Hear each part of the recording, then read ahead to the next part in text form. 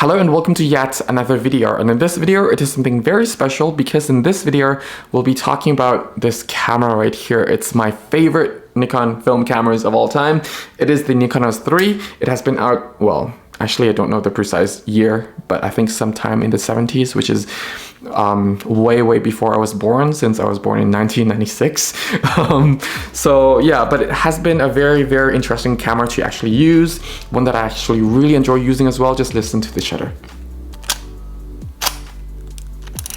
It actually rewinds itself by clicking out here and then rewind back.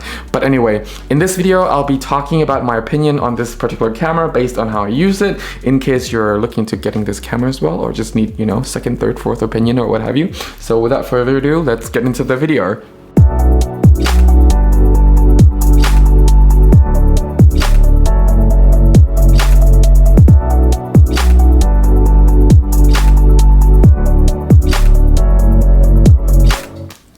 So the Nikonos 3, now this camera has been out for quite a while now, I know, but it actually is still a very enjoyable camera to use, one that still, you know, delivers really great quality both on land and underwater, though I haven't really tested underwater. I think my friend did because he is a scuba diver. And, you know, full disclaimer, this camera is actually his, but he has multiple of this and also different versions of the Nikonos cameras. So one day I was like, hey, that camera looks interesting, can I kind of borrow it indefinitely? He was like, yeah, sure, go ahead. And I got bubble tea for him and also kind of lent him my Holga as well because he would like to try the panoramic Holga. So it's not a trade, it's just an indefinite borrowing, since I'll be moving to Japan like in 2 days. Anyway, back into the camera. Just as usual, it's not a full review video of this camera. It's just, you know, a video where I'm just sharing my thoughts based on the way that I shot with it. I haven't shot with it underwater, but I'll be dividing this video into 3 different sections. The first one is going to be the ergonomics and the usability, then followed by the image quality, and then followed by the conclusion, of course, what I think about this camera, why I still recommend it and why I don't really recommend it. It does have its own quirks and downside to it, which can be very expensive at times, but for the rest of us who just loves cameras, let's dive into the first section, which is the ergonomics and the operational side. So this camera feels solid. It feels like a tank. I feel like I'm in a tiger tank steering wheel, holding a tiger tank steering wheel. Not that I would know how that feels, but it does give me that kind of solid feeling. Everything about this camera actually screams solid and screams weather tight. And I guess that's a good thing because it was supposed to be, and it is supposed to be, a underwater camera. But this camera does have a lot of interesting features that I don't know where to start first, so I'm just gonna start with the lens. In order to unmount the lens, you have to lift this up and then you turn it, and then you can see the rubber gaskets everywhere. And even when you open it, the shutter curtain is still protected by the metal sheet, which is actually pretty cool. And taking out the lens is also the only way to take out the inner body or the guts of this camera by lifting it up. Well, usually I'm more gentle than that. And that's where you're going to be loading your film. So you have this film protector, and it's, you know, you put your film here, you put it through there, and then you wind it, you close that, and then you put it back in. Just to make sure when you do have the film in there, like after finishing your film roll already, you have to switch to the R for wind, like, you know, to wind back your film, and then that's when you can actually roll back your film. Otherwise, it will not roll back your film, regardless of how hard you try to rewind the film back. Sorry. And you have this lens right here. This is the 28mm. There are multiple lenses available for this particular version of the camera, but if you want to shoot on land, you have to make sure that you get the right lenses for those as well, because there are specific lenses that were made only for underwater, and it will look very weird when you try to shoot on land with those lenses. It will still work, just look very weird and soft somehow, because, you know, it had to counter with the underwater lighting and also the magnification and everything else that usually has to be taken into consideration for underwater cameras. This lens, there are 2 ways of mounting it, you know, there's this way and also there's this way. So you can actually mount both ways. That's because it depends on like how you want to view this.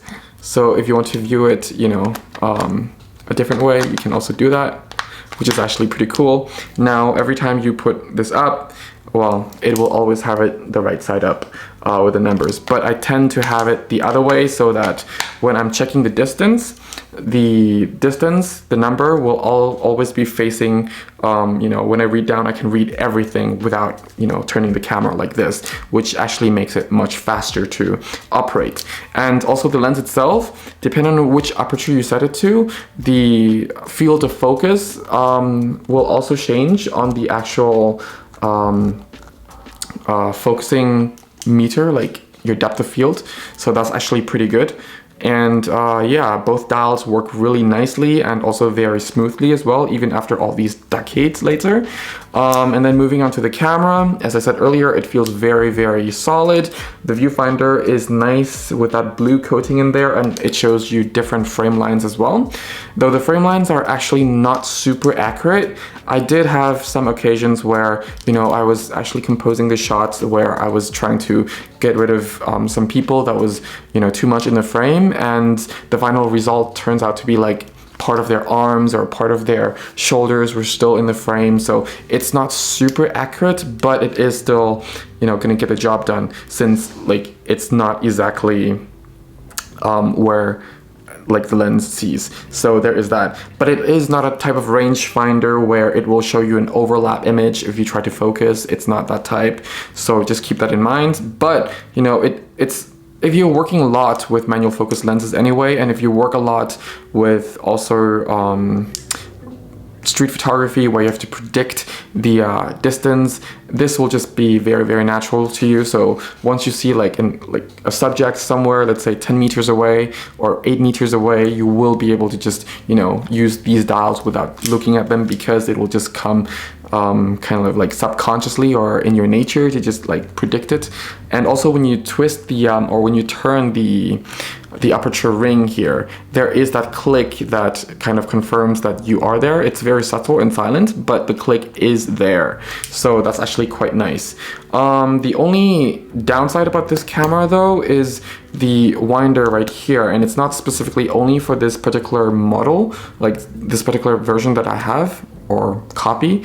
It's also many other Nikonos 3 as well, that this winder is not reliable, and sometimes when you wind back the film, even when you're at R, it doesn't rewind back completely, that sometimes when you do take out the actual gut of the camera, the film is still there. And it just gets overexposed. Now here in Western Europe, where I'm based in, it's usually more expensive to kind of send the black and white film for develop and scan, like professionally done and not just a normal tourist shop. But with this camera, I find that every time I use black and white film, it's always, you know, gets it like well wind back like very nicely. But whenever I use color film, like all the time, I kid you not, all the time, it never manages to wind back completely, and I always have overexposed colored film. And of course, those that got back into the roll were saved, but those that were not, well, you know what happened when you like overexpose the film, literally in the light. Yeah, so it became a very expensive factor to actually shoot colored film with this camera for me. But for some reason, black and white films just worked perfectly every time. I don't know why. Another thing I like about this camera is there's this lock up here on the shutter, so you can actually lock it and then it will not allow you to take any pictures. And then you can just unlock it at the shutter and then you can just take the picture. So that's actually pretty cool. But of course I have it on wind right now, so I have to, yeah. And also listening to the shutter, I don't know, there's something very satisfying about the shutter, and also the whole mechanism where after you press this, the winder comes out and then you put it back in, and then, you know, the whole film is wind. And also when you look at the shot counter up here, it's very cute because like the moment you press, there's a little dot that literally spins inside, and then the shot count changes. So that's actually pretty good. And this camera does not need any battery. It doesn't have any metering mode, so you will not have to, you know, go out and buy batteries for this particular camera, which is good. The shutter speed, they still work very reliably and accurately, albeit it is not a lot of options for shutter speed. You know, it goes from 30 to 60th of a second, or 30th of a second, 60th of a second, 125th, 250th, and 500th of a second. So it's not very various in terms of options, but you know, you have some general options there as well. Otherwise, you also have bulb, of course, if you want to go that route. But yeah, that's pretty much it. And now onto the image quality. The image quality out of this camera is actually pretty nice, especially with this lens. I find that the images have this kind of like nostalgic feel to it, yet very sharp. There's a bit of obviously film grain from the film, but also this kind of grain character that you usually get with older cameras, well, with the older lenses in this case. And this lens in particular, the 28mm, it does a very good job of, you know, rendering details, but, you know, still kind of a little bit on the soft side. Just, it's overall very sharp, but also you see a bit of softness of the 70s and the 80s era. So I'm not sure how to explain that, but it's actually very satisfying and also very, very refreshing seeing that kind of look. You know that it was taken with a sharp lens, just not everything is sharp, even in the same field of focus. So that is something that's very interesting and also very nice to see out of this kind of camera. And it's also like part of the charm of using this kind of, you know, many decade old cameras. So yeah, that's something that I really like. Yes, there is still some color fringing out of this lens and also some chromatic aberration, same thing. And there's also slightly loss in contrast when shooting in like really bright contrast areas. But, you know, that is something to be expected out of this lens, but it's something to, you know, you can actually counter with, let's say, a higher contrast film if you know that you'll be shooting a lot in, let's say, super sunny daylight condition, things like that. So yeah, and also you still can experiment with different kind of look depending on the films that you have in here, just to get the image quality that you kind of want. So that's actually pretty nice. There's no like light leaks or anything, and if you try shooting this camera in, let's say, super rainy condition, there's also no water leaking inside. But talking about that, let me just get back into the ergonomics and the operational side of section real quick. There are, oops, I forgot to take I hope my friend is not watching this video.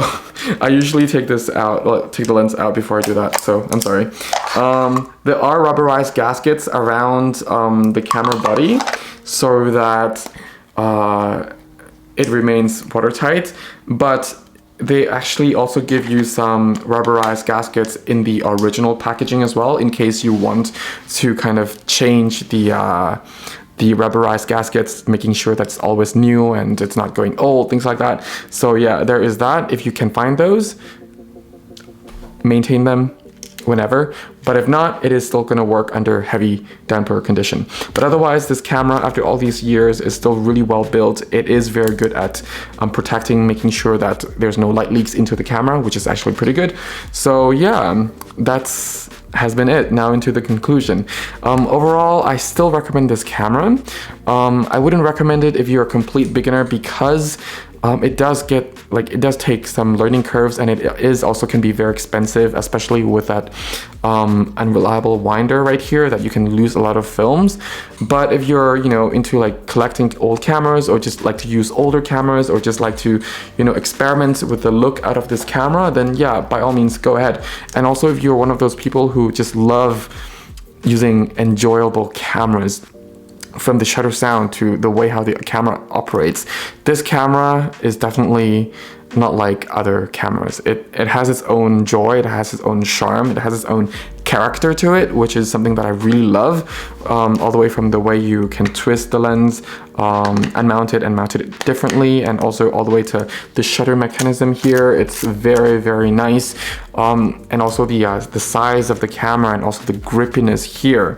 It's all very, very nice to use, and I really love it. And also the little details up here on the lens itself, it's very nice to use, and I really love it a lot. So I would highly recommend it, not only for the image quality, but also just the process of using this camera is very, very nice and enjoyable. And I would like to just leave it there. I thank you all very much for watching. If you have any questions, any suggestions, feel free to just leave them down in the comment section below. If you have any, or if you need any photography guidebook for free, it's also on my website, together with also some of my photography courses as well. It's up there on my website as well. Otherwise, I thank you all very much for watching. Stay safe, have fun shooting. Till next time, bye for now.